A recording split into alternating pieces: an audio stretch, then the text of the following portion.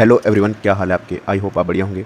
ये जो चैनल है ये बालाजी की गाइडेंस, बालाजी की डायरेक्शन में चल रहा है। सबसे पहले अगर चैनल पे नए हैं तो चैनल को सब्सक्राइब करें, इस वीडियो को लाइक करें, लाइक करना बिल्कुल भी ना भूलें।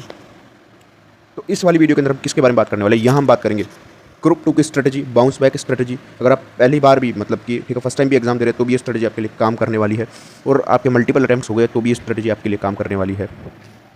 तो इस स्ट्रेटजी को आपको ध्यान से पूरा सुनना है, देखना है, एक एक चीज़ आपको काम आने वाली है। और अगर काम नहीं आए तो आप वीडियो को डिसलाइक कर सकते हैं, ठीक है। तो वीडियो को पूरी देखेंगे आप, सबसे पहली बात तो यह।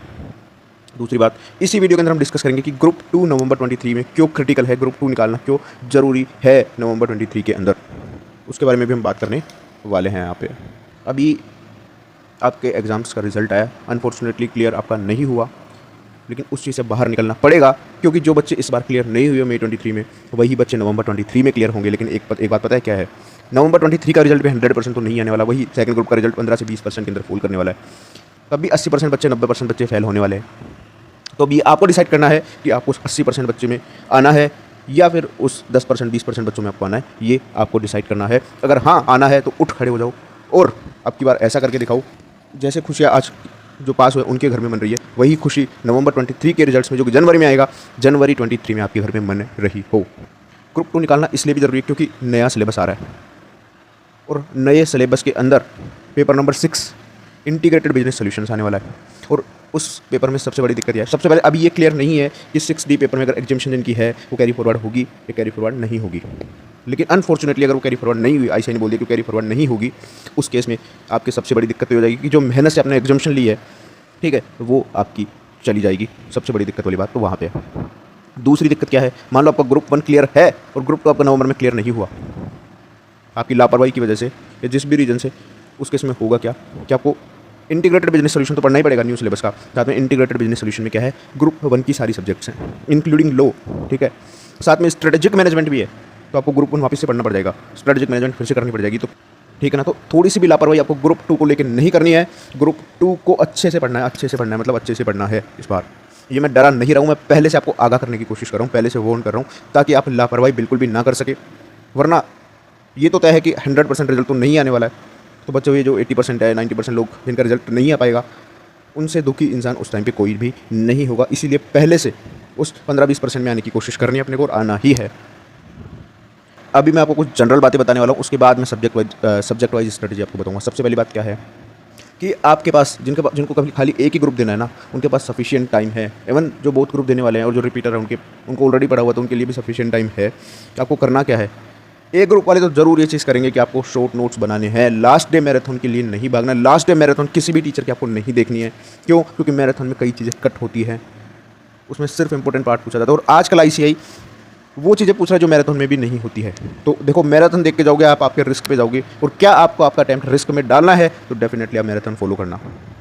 हाँ, अभी आप जब प्रिपरेशन कर रहे हो, फर्स्ट रिवीजन कर रहे हो, तो आप रिवीजन पर्पज के लिए आप रिवीजन वीडियो देख सकते हैं, लेकिन आप ट्राई करें आपके शॉर्ट नोट्स बनाने के लिए, ताकि 1.5 दिन में भी आप उस चीज़ को ईजिली रिवाइज कर पाएँ, ठीक है, और सब कुछ कवर हो जाए। और जो चीज़ आप बनाओगे ना, उससे बेटर चीज़ कोई नहीं हो सकती। और अगर सिंगल ग्रुप ही दे रहे हैं तो एटलीस्ट 3 रिवीजन्स का प्लान करो, और मैक्सिमम 2 रिवीजन तो आपको करना ही करना है किसी भी हालत में, एग्जाम से पहले। और आईडीटी एंड इलेक्टिव सब्जेक्ट में आपको एग्जामिनेशन टारगेट करके चलनी है। अगर आपको ग्रुप 2 इजीली क्रैक करना है तो आपको आईडीटी एंड इलेक्टिव में एग्जामिनेशन के लिए प्रिपेयर करना है। तो मैं कहूँगा आईडीटी एंड इलेक्टिव में आप 70+ टारगेट करें, एससीएमपी एंड डीटी में आप 60+ टारगेट करें, ठीक है। तो अब हम सब्जेक्ट वाइज चलते हैं। सबसे पहले एससीएमपी की बात करते हैं। एससीएमपी में आपको कौन सा मटेरियल फॉलो करना है, आपको स्टडी मटेरियल तो करना ही करना है, ठीक है ना। साथ में केस स्टडी डाइजेस्ट के जो स्किल बेस्ड क्वेश्चन है, अभी केस स्टडीज़ पे मैं कहूँगा पहले स्किल बेस्ड क्वेश्चन आपको सारे करने हैं। लास्ट 3 अटैम्प्ट की आरटीपी करनी है, और प्रीवियस ईयर क्वेश्चंस करने हैं एटलीस्ट May 19, और उसके बाद के क्वेश्चंस तो आपको जरूर करने हैं एससीएमपी के पर्पज़ से। अब रही बात केस स्टडीज़ की, तो भाई केस स्टडीज़ इतनी सारी, क्या हम केस स्टडी सारी कर पाते हैं, क्या याद कर पाएंगे? बिल्कुल नहीं कर पाएंगे। आप कुछ केस स्टडीज़ को, या केस स्टडी डाइजेस्ट वाली एटलीस्ट केस स्टडीज़ की जो आप स्ट्रक्चरिंग है वो देख ले, प्लस अपनी थ्योरी पोर्शन आपको स्ट्रॉन्ग रखना है। सारी थ्योरी को आपको मगअप करना है, समझना है, प्लस याद करना पड़ेगा। आई से कीवर्ड मांगता है एससीएमपी में, ठीक है। तो थ्योरी अगर आपकी स्ट्रॉन्ग है तो आप केस स्टडी के क्वेश्चंस कर लोगे टैकल, आपको सारी केस स्टडीज़ रट के जाने की जरूरत नहीं है। कुछ केस स्टडीज़ का फॉर्मेट स्ट्रक्चर देख सकते हैं पढ़ के कि हाँ ऐसे केस स्टडी का जो है क्वेश्चन का आंसर होता है। थ्योरी के लिए कौन सा मटेरियल फॉलो करें? देखो, थ्योरी के लिए तो आप आईसीए के स्टडी मटेरियल फॉलो करें, या संकल्प सर जो हैं उनकी एक मैजिक बुक है, आप मैजिक बुक को फॉलो करें, प्लस उनके रिवीजन लेक्चर्स फर्स्ट टाइम के लिए देख लें। और जैसा जैसा वो बोले आप हिंदी में छोटा छोटा अगर आप लिखते रहेंगे अपनी लैंग्वेज में, तो आप दोबारा जब रिवाइज करने बैठेंगे तो वो चीज़ें आपको रिकॉल होती जाएंगी। तो आप ये काम कर सकते हैं।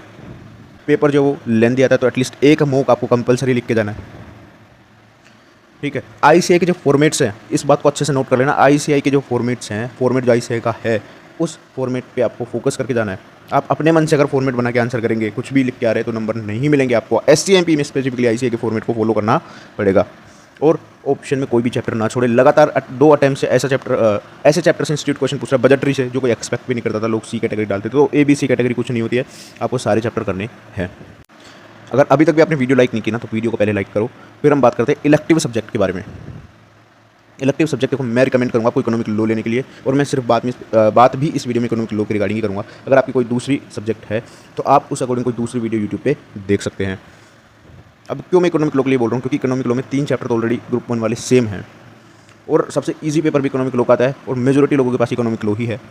तो आप रिस्क ना ले, कोई दूसरी सब्जेक्ट लेके आप इकोनॉमिक लॉ ही लें। अब ईजी आए पेपर हार्ड आए वो बात की बात है, लेकिन अगर आपके प्रोविजंस क्लियर हैं तो आई एम डैम श्योर कि आप ये पेपर में ईजिली एग्जामिनेशन सिक्योर कर सकते हैं, पेपर कितना भी टफ आ जाए, क्योंकि इसमें टफ बनाने का स्कोप है भी नहीं अगर आपकी प्रोविजंस क्लियर है तो। इसमें करना कि आपको प्रोविजंस को अच्छे से समझना है, और कुछ रिवीजन लेक्चर्स भी आपको मिल जाएंगे यूट्यूब पे कई लोगों की। तो आप कोई भी एक टीचर का जो आपको समझ में आए वो रिवीजन लेक्चर आप रेफर करें। जैसे जैसे वो हिंदी में बोलते हैं ना, वैसे वैसे आप छोटा छोटा 2, 3, 4 पैराग्राफ को एक साथ मिला के आप लिख सकते हैं, ताकि आपको बाद में जब आप खुद से रिवाइज करें तो वो जल्दी से रिकॉल हो जाए, और पूरे पैराग्राफ में क्या कंक्लूजन है वो आपको पता चल जाएगा, ज़्यादा बिना मेहनत करे सेकंड बार रिवाइज करते टाइम। तो आप ऐसा करें फर्स्ट टाइम के लिए।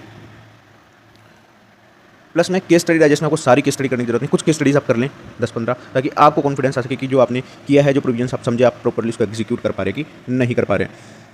और अगर मैं इसके इंडेक्स की बात करूँ तो आप ये तो खुद बनाएं, ठीक है, वरना आप इंडेक्स सानिध्य सराफ सर का फॉलो कर सकते। बाकी मटेरियल आप सीए रोहित का फॉलो कर सकते हैं। तो आपको एग्जाम में क्या मटेरियल लेके जाना है इलेक्टिव लॉ के लिए, आप आईसीआई का study material, case study digest, previous year questions, MTPs, case laws and amendment sheet.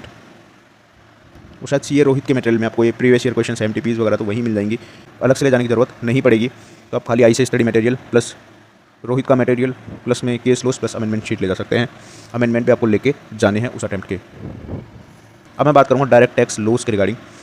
तो देखो, सबसे वास्ट पेपर बोलूँगा मैं इसको, सिलेबस वाइज ग्रुप 2 का ही सबसे वास्ट पेपर है, और आजकल आईसीआई इसको टारगेट भी कर रहा है, क्योंकि कोर सब्जेक्ट भी है अपनी सीए की। तो हमें उस अकॉर्डिंग इसको प्रिपेयर करना है, हल्के में नहीं लेना है और ना ज़्यादा बर्डन लेना है, क्योंकि सब्जेक्ट टफ नहीं है, हमारी प्रिपरेशन उस लेवल की होनी चाहिए बस। और अभी अपने पास टाइम है तो शॉर्ट नोट्स आपको इस सब्जेक्ट के भी बनाने हैं। मटेरियल की अगर मैं बात करूँ तो आप अतुल अग्रवाल के नोट्स इसके अंदर फॉलो कर सकते हैं, और क्वेश्चन आप बीबी सर का फॉलो कर सकते हैं, क्योंकि क्वेश्चन तो ऑलमोस्ट सेम ही रहते हैं। प्लस इसमें ये फ़ायदा हो जाता है आपको कि लास्ट के 1.5 डेज़ में जब गलती से, वैसे तो आपको क्वेश्चन तो अपने मार्क ऑलरेडी कर लिए होंगे, बट मान लो कोई चैप्टर रह गया है जिसके अपने क्वेश्चन आप नहीं कर पाए थे, तो बीबी सर लास्ट में इंपॉर्टेंट क्वेश्चन की लिस्ट डालते हैं। वो लिस्ट जो डालते हैं वो कंपाइलर के बेस्ड ही डालते हैं, कंपाइलर के बेसिस पे डालते हैं। तो अगर आपके पास कंपाइलर होगा तो आपको क्वेश्चंस इजीली ढूंढ के कर पाएंगे, तो ये भी एक फ़ायदा है। बाकी अगर आपके पास कोई दूसरा मटेरियल है तो आप डेफिनेटली वही फॉलो करें, अगर आप उससे कंफर्टेबल है तो फिर मटेरियल चेंज करने की आपको ज़रूरत नहीं है। बस एक बात ध्यान रखना, आपको आईसीआई के स्टडी मटेरियल के जितने भी क्वेश्चंस और एग्जाम्पल से ज़रूर करने हैं, मतलब ज़रूर करने, इसको छोड़ के मत चल जाना गलती से भी। और एमसीक्यू बुकलेट आपको करनी है आईसीआई के डीटी की, और इसके लिए आप यश खंडेलवाल सर के यूट्यूब वीडियोज़ भी देख सकते हो, वहाँ पर उन्होंने एमसीक्यूज़ को डिस्कस कर रखा है। डीटी का पेपर क्या होता है, लेंथी होता है, तो एटलीस्ट आपको एक मॉक टेस्ट पेपर जरूर लिख के देना, ताकि आपको आपकी स्पीड का पता चल सके और आप उसको इंप्रूव कर सके। वरना एग्जाम में आप बिना क्वेश्चन पेपर, बिना मॉक टेस्ट लिख के जाओगे तो दिक्कत हो जाएगी।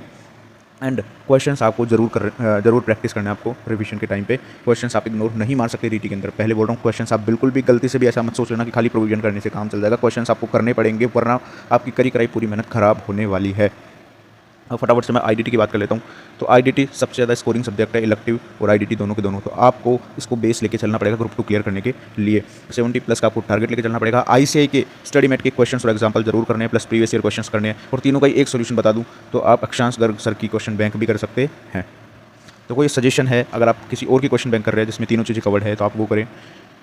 और अगर आपके पास क्योंकि मेरे से कई लोगों ने पूछा था तो उस लिए मैं बता रहा हूँ कि आप अक्षांश गर्ग सर की क्वेश्चन बैंक कर सकते हैं, क्योंकि उसमें सब कुछ कवर्ड है और साथ में ये भी दे रखा कि किस अटेम्प्ट का क्वेश्चन है क्या नहीं है। तो जस्ट एक सजेशन है आपको, अगर आप किसी दूसरी बुक से कंफर्टेबल आप तो वही करें, आप बुक को चेंज ना करें।